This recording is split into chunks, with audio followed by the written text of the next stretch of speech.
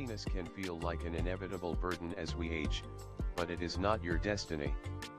After the age of 60, many people face profound changes: retirement, the loss of loved ones, children moving away, and a shrinking social circle. But this phase of life can also become a time of renewal, connection, and discovery. This video is dedicated to those who feel alone, who fear loneliness, and who want to transform silence into fertile ground for connection. Before we begin, subscribe to the channel and hit the bell to receive new videos on health, well-being, and living fully after 50. Leave a like and share this video with someone who might need it. 1. Understanding loneliness, science and emotions. Loneliness is not simply the absence of people around us. It's an emotional, sometimes even physical state that stems from a lack of deep connection. You can feel alone in a crowd or be at peace in the silence of your own home. But when loneliness becomes an unwanted constant, it can weigh on both body and soul. According to the World Health Organization, chronic loneliness is now considered a public health risk factor, as damaging as smoking 15 cigarettes a day. This striking fact helps us understand that combating loneliness is not just an emotional or social matter, but a health priority. Neurologically, prolonged loneliness activates the same brain areas involved in physical pain. This explains why, at times, loneliness can feel literally painful. The brain interprets isolation as a threat. Our ancestors lived in tribes because being alone meant death. That genetic code still lives in us. Psychologically, loneliness can lead to lowered self-esteem, heightened sensitivity to rejection, depression, social anxiety, sleep disorders. But there's another truth: loneliness is also a signal. It's your body and mind saying, you need contact. You need authentic connection. It should not be ignored. It should be heard, as a message that deserves care. 2. The difference between loneliness and isolation. Many people use the terms loneliness and isolation interchangeably, but they are actually very different conditions. Understanding this distinction is the first step toward recognizing your feelings and taking effective action. Isolation is an objective condition. It means being physically separated from others, few social interactions, no daily presence, a limited number of contacts. Isolation can be caused by geography, health issues, retirement, or bereavement. Loneliness, on the other hand, is a subjective state. It can exist even in someone surrounded by people, yet who feels no real connection. It's the feeling of being invisible, unheard, or misunderstood. Practical example: Giovanni, 72, lives in a senior residence with 30 others. He takes part in activities, eats in company, but says, "I still feel alone. Nobody really knows me." This is an example of emotional loneliness despite superficial social interaction. Conversely, Maria, 69, lives alone in the countryside. She has no nearby family, but speaks daily with friends, volunteers, and writes letters to her grandchildren. Maria is not isolated, she is connected. She is alone, but she doesn't feel lonely. Knowing where we are on this spectrum between loneliness and isolation helps us recognize the real need. Choose the most suitable strategies. Let go of shame about our emotions. Society teaches us to fear loneliness, but often confuses us about what it truly is. Only by gaining clarity can we turn loneliness from an enemy into a messenger. 3. The effects on mental and physical health. This is not an opinion, it's science. Chronic loneliness has measurable, tangible effects on our physical and mental health. Various studies have shown that prolonged feelings of loneliness increase the risk of developing depression and anxiety disorders, cardiovascular diseases, high blood pressure, weakened immune function, dementia and Alzheimer's disease. A study from the University of Chicago revealed that loneliness triggers a state of chronic alertness in the body as if under constant threat. This prolonged stress response disrupts sleep, digestion, memory, and even hormone levels. Neurologically, extended loneliness may reduce neurogenesis, the brain's ability to create new neural connections. It's no wonder that those who experience long-term loneliness often struggle with focus, memory, and emotional resilience. But here's the light: loneliness is a signal, not a sentence. It's our body urging us to reconnect, to reach out, to realign our daily habits toward connection. Loneliness is like hunger, it's the mind's way of telling us we're missing a vital nutrient. Professor John Cacioppo, neuroscientist. 4 practical strategies to reconnect with others. Reconnecting with the world doesn't require heroic acts. It starts with small, consistent steps. Here are simple yet powerful strategies. Be the first to reach out.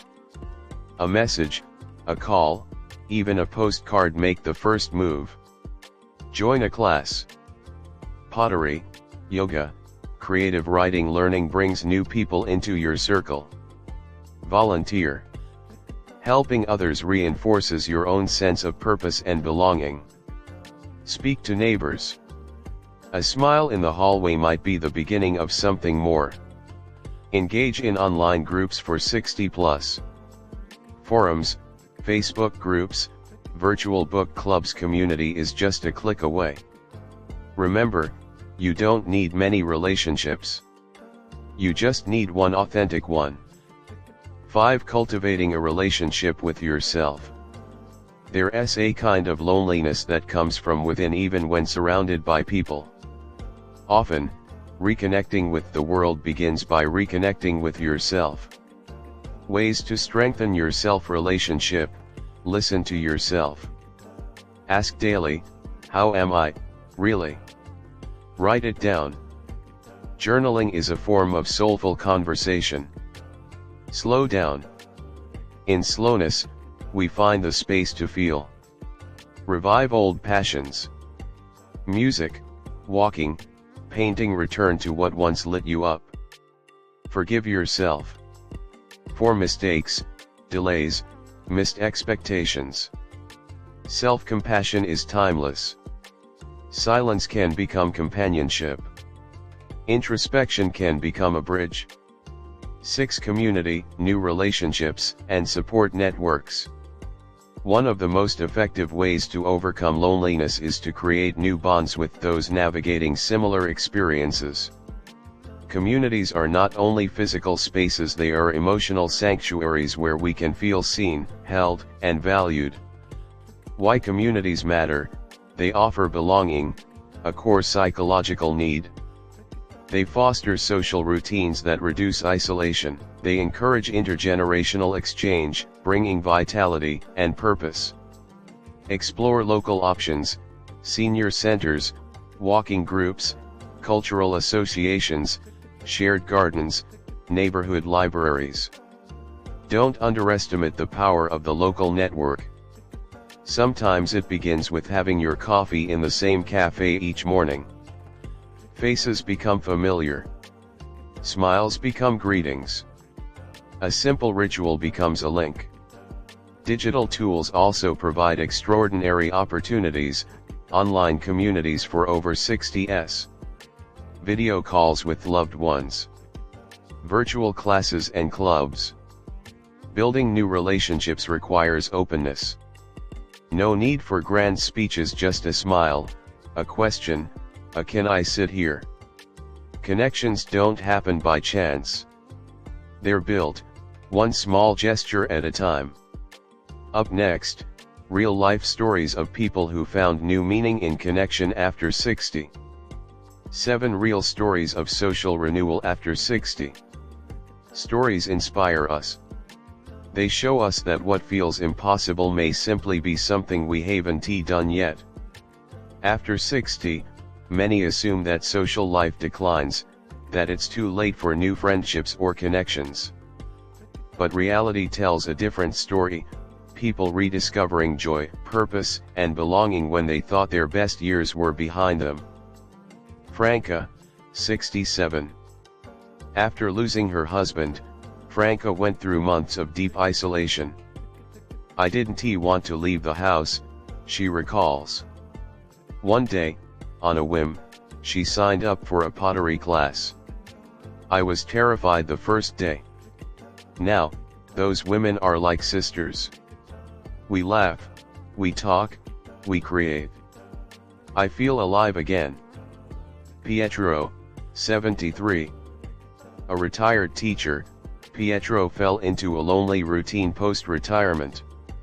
A chance meeting with a walking group reignited his desire for company. Today, he leads weekly nature walks. "Each step we take together is a step away from loneliness." Carla, 70. Living alone and initially wary of technology, Carla taught herself to use WhatsApp and Zoom to stay in touch with grandchildren and join online book clubs. "It's not the same as a hug, but it reminds me I'm not forgotten." Lorenzo, 81. Having outlived most of his friends, Lorenzo believed his age was a barrier. Then he found a local seniors theater group. "On stage I transform. Off stage, I've made true friends. I no longer fear the silence." These aren't exceptions. They are possibilities. With one gesture, one step, one decision you can write your own story. Next, we explore how to nurture meaningful connections with presence and intention. 8. How to build meaningful new connections. Finding people to connect with is important. But nurturing authentic, deep relationships is what truly changes lives. After 60, we can choose more wisely whom we allow into our lives, seeking relationships that nourish us, that hear us, that truly see us. Here's how to begin. Be present. When with someone, put your phone away. Make eye contact. Really listen. Share your story. True intimacy is built on vulnerability. Share a memory, a fear, a dream. Be consistent. Relationships grow slowly.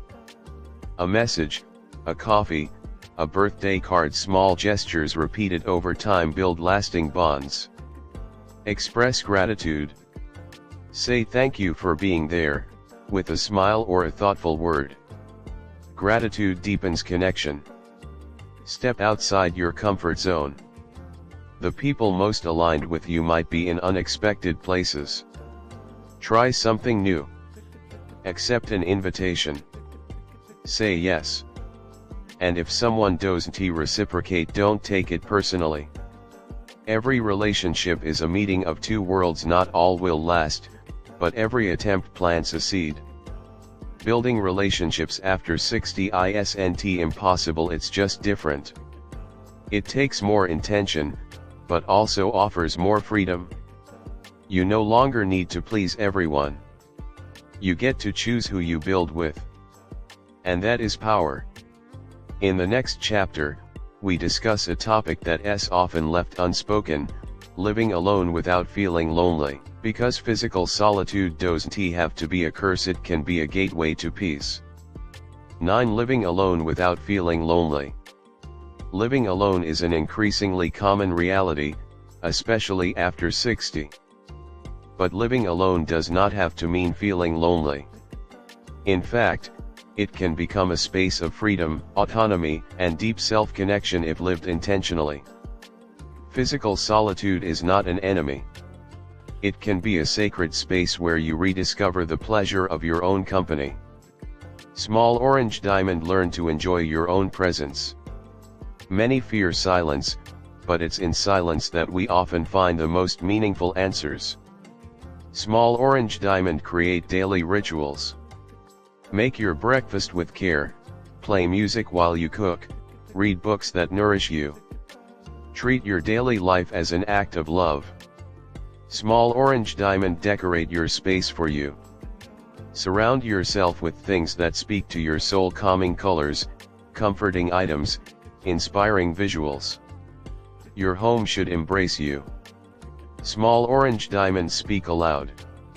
Read, pray, or sing out loud. It stimulates your brain and breaks the silence. Small orange diamond write letters even if you don't send them. Putting thoughts on paper is a way to process feelings and build inner clarity. Living alone can also make it easier to open up to others. You're free to choose when, how, and with whom to share your time. True companionship begins when we learn to enjoy our own presence. In the final chapter, we'll reflect on the heart of this journey, voluntary connection. Because loneliness is not a sentence, it's a starting point. With a gesture, a moment, a choice, everything can change. 10. Conclusion: the power of voluntary connection. Loneliness is not a fixed destiny. It's a state that can be transformed.